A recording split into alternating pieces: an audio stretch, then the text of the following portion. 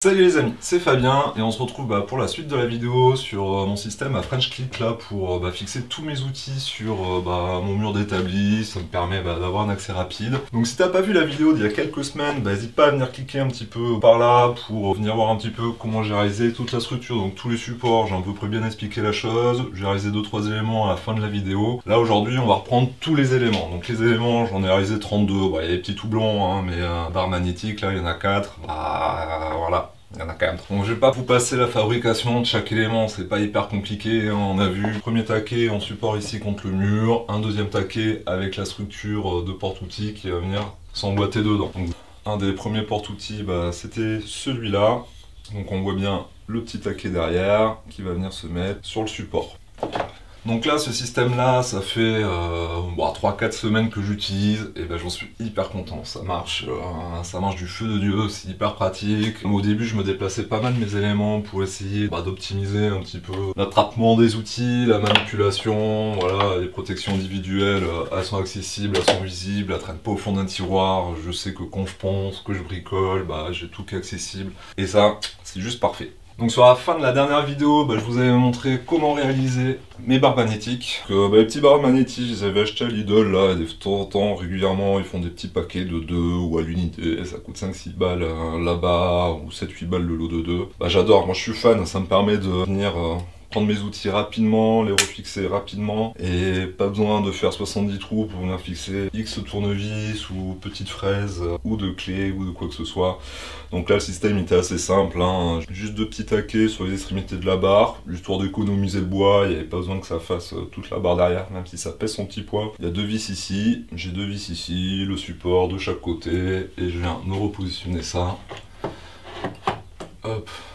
Et ça fonctionne super bien. Donc des barres magnétiques comme ça, j'en ai 4. Ensuite sur la vidéo précédente, je vous avais montré comment réaliser 2 petites boîtes vite fait. Donc si vous avez des boîtes qui traînaient, vous les recyclez. Sinon ça se fabrique, hein. Une petite boîte comme ça va assez vite à faire. 4 clous, un peu de colle à bois, c'est parti. Ça permet de venir ranger vite fait. Moi vu que je fume un peu dans l'atelier, ça me permet de venir ranger quelques batteries des caméras.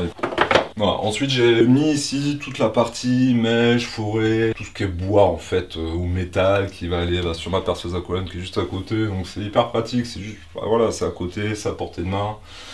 J'ai besoin d'agrandir des trous, j'ai mon petit support, donc les supports, c'est pareil, on n'a pas réinventé l'eau chaude, hein, c'est toujours le même système, mon petit taquet ici, et ensuite j'ai mes différents trous à l'intérieur pour venir repositionner tout ça, les sortir, les remettre, ça marche bien. Tout ça c'est collé et vissé dans le dos, comme ça il n'y a aucune vis apparente sur le support, mais par contre je sais que mon support il bougera pas. Il n'est pas démontable, mais l'idée c'est que je vais pas les refaire tous les 4 matins, donc là lui il est en place, il marche bien. Même système sur celui-là, c'est tip top.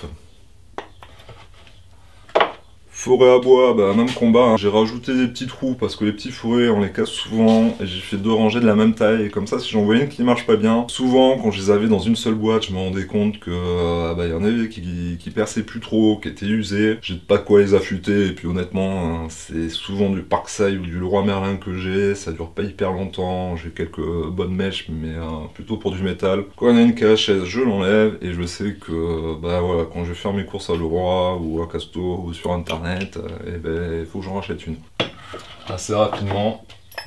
Et ça me le fait bien sur mes mèches à métal. Là je sais qu'il manque une 12,5 par là, j'ai pas mal de petites qui me manquent aussi, et vu que je fais souvent des petites pièces, j'ai besoin d'avoir des petites. Là j'en ai une ou 2 grosses qui sont usées, je les laisse pour l'instant parce que c'est les tailles que j'utilise. Dans l'avenir elles vont être remplacées. Toujours mon petit pot à crayon là, qui avait déjà le petit rebord comme je le présentais sur la première vidéo. Honnêtement, j'ai pas eu de malheur, ça s'est bien passé. Je laisse plutôt sur la partie basse quand même, que si ça doit basculer, vu que l'éclairage derrière il est tout rikiki. Ça tombera pas de haut et j'en aurai pas partout dans l'atelier. Mon autre système que j'aime bien, je suis bien content, c'est mon porte-pince. Alors je vais juste me sortir les grosses pinces qui traînent dessus là, un peu alléger le système. Que lui ait fait son petit poids. Donc mon porte-pince, je toujours pas inventé l'eau chaude, hein, mais bon c'est facile à réaliser. L'idée c'est que les pinces, histoire qu'elles restent un petit peu fermées et qu'elles s'ouvrent pas toutes seules quand je viens les positionner, je suis venu mettre une petite baguette d'alu là qui traînait à l'atelier.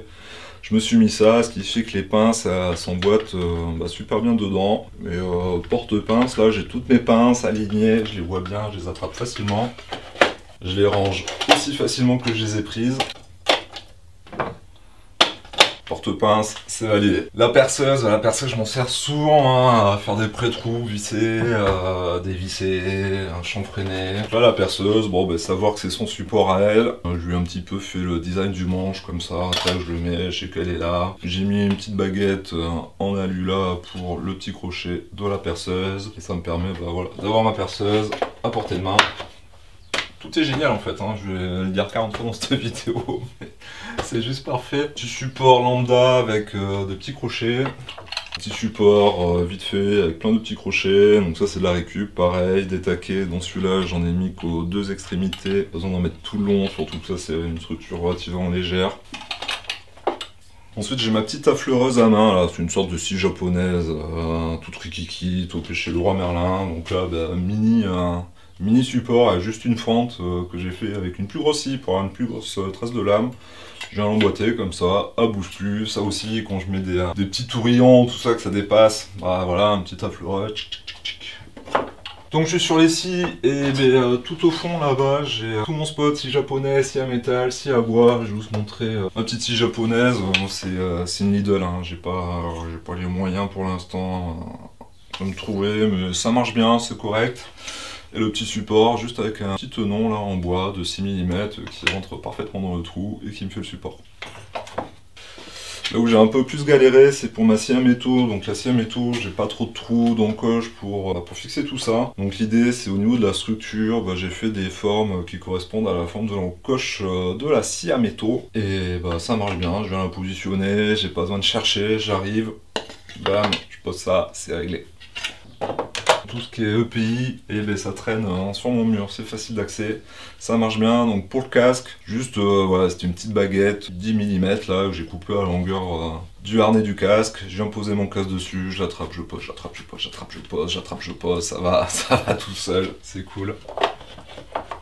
Même système pour mon masque anti-poussière, anti-vapeur nocif, petit système d'équerrage. Pas besoin que ça soit grand quoi pour certains trucs, même si le casque est grand, il tient super bien sur juste cette petite partie là. Le plastique il s'abîme pas parce que c'est pas trop fin, c'est pas trop long, c'est un peu bien prévu. Après dans les petites boîtes, pour l'instant dans ces petites boîtes là, j'ai stocké un lunette de protection. On arrive au spot des marteaux, donc voilà, j'ai mon petit marteau métal de précision pour des petits clous. Mon gros marteau de bourrin pour les clous. Toujours le même principe de support, lui c'est un peu lourd, donc il y a deux vis derrière en plus de la colle. Deux petits morceaux de baguette rond là, et puis voilà, il est posé, je l'attrape, je pose, je l'attrape, je pose, voilà, ça va tout seul. Mon marteau de béniste de précision bois qui va pas marquer mes créas. Et pareil, il a trouvé sa place, il trône ici, donc lui, un peu comme la perceuse, je me suis fait le même angle que les bords du marteau, ce qui fait que quand je le pose, ça fitte bien, ça a la même taille, c'est posé, c'est au mur, ça bouge pas, ça tombe pas. Et c'est hyper accessible. J'ai mes gros tournevis que j'utilise un peu moins, j'aime bien quand même les avoir à portée. Du coup, j'aurais fait un petit support, voilà, avec des ronds. Donc ça, attention, j'utilise un peu quand même. Le problème c'est quand on a des éléments au-dessus et qu'on vient lever, on a tendance à venir taper. Donc tout ce qui va être long et qui prend un peu de place à dégager, à sortir du support, ça va être comme mes limes, je vais vous montrer juste après. Il faut mieux faire des petites encoches pour pouvoir les sortir sur le devant. Le fait de les sortir sur le devant, ça va pas prendre de la place en hauteur et c'est une bonne idée. Donc lui, je pense qu'il fera un petit tour, la scie sous table ou une petite coup de scie à main, une petite scie japonaise là. Pour pouvoir les sortir par l'avant et pas par le dessus. Voilà. Petite erreur, mais c'est en pratiquant qu'on se rend compte des petits défauts. Pour l'instant, je n'en ai pas rencontré des masses, à part ce porte-tournevis. Faites pas des trous, faites plutôt des encoches, petit conseil. Mes limes, je les sors parce que ça va être un petit peu lourd, c'est hyper accessible, hein. Comme je disais, là c'est le système d'encoche, je prends, je sors. Tac tac. Voilà, donc j'ai mes encoches sur le devant et j'ai plus qu'à venir positionner mes limes. Donc là je me suis fait un rack lime à métaux. Et juste à côté j'ai mes limes à bois, pareil je les prends. Parfait, ça marche bien.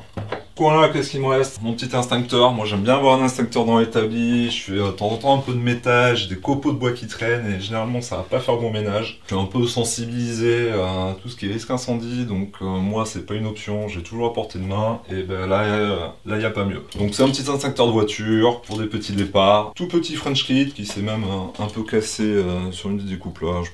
Mais ça n'empêche pas qu'il vienne s'emboîter, ça fait son petit kilo quand même. Il est là, et du coup j'ai même pas besoin de le sortir, de galérer de son support en plastique noir là, qui est un peu serré. Je prends ça, je dégoupille et j'arrose, et voilà, ça fera le job si un jour il y a un pépin.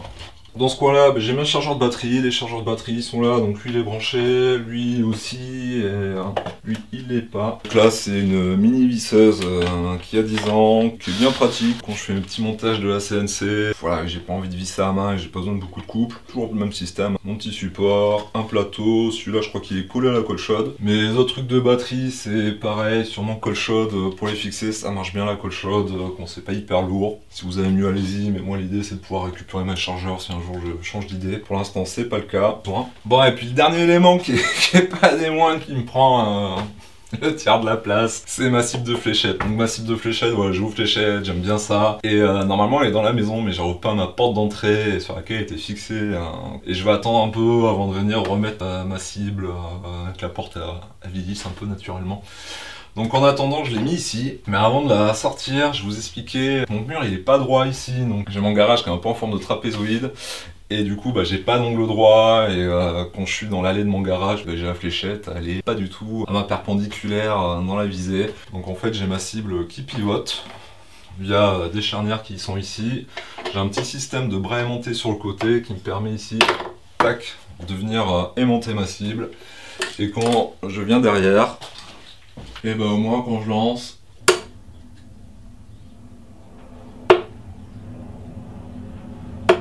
je suis bien à 90 degrés.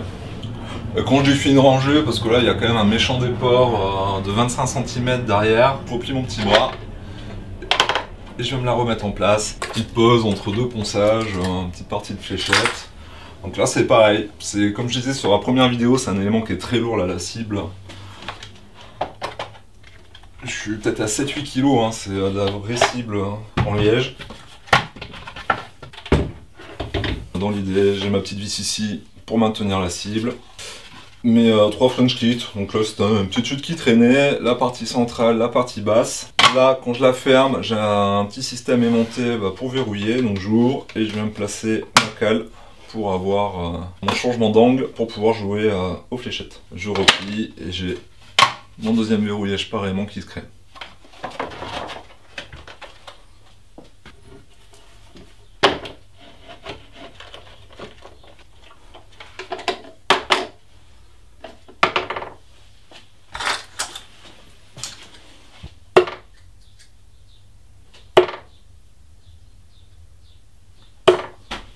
Donc voilà, d'année en année, mon petit établi, atelier, de manière générale, il commence à être sympa, à me sentir bien dedans, et ça c'est important quand on bricolait. Il manque quelques petits meubles à réaliser sur roulette ou pivotant pour pouvoir stocker ma raboteuse. Je voudrais même faire une petite ponceuse stationnaire aussi. Donc ça c'est des futurs projets qui vont arriver un jour sur la chaîne. Donc si t'es resté jusqu'à la fin de la vidéo, un grand merci à toi, ça me fait plaisir. N'hésite pas à laisser un petit pouce bleu, et si c'est la première fois que tu passes par là, un petit abonnement, ça me fera plaisir, ça permettra de faire un petit peu monter la chaîne, faut pas hésiter à venir.